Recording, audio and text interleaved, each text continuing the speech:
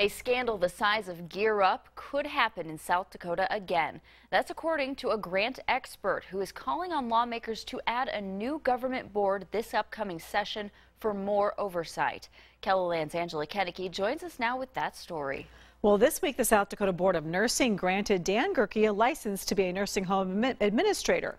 Earlier this year, he pleaded guilty to a felony crime involving backdating contracts in the Gear Up scandal. Two other Gear Up defendants, Stacey Phelps and Stephanie Hubers, were acquitted of fraud and theft by a jury. A grant expert helped us comb through hundreds of pages of the Gear Up grant, and he says this case is more about government oversight than criminal activity. Put in the sample. Gear Up at its core was not really a criminal issue, it was more of a mismanagement issue. Michael Weiland recently sent an 8-page letter to every lawmaker in the state.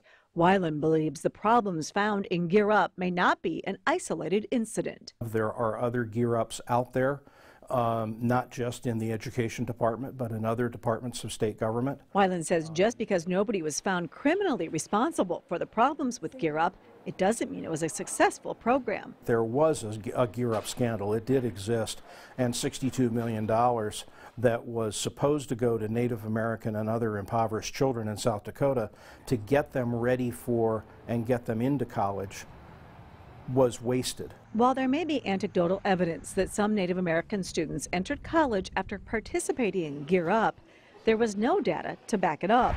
The state made promises to the federal government in the grant applications that were not kept. They said that we would get Native American students ready for college and that they would increase success in college, and that didn't happen. South Dakota implemented a government accountability board and conflict of interest laws since the Gear Up fiasco.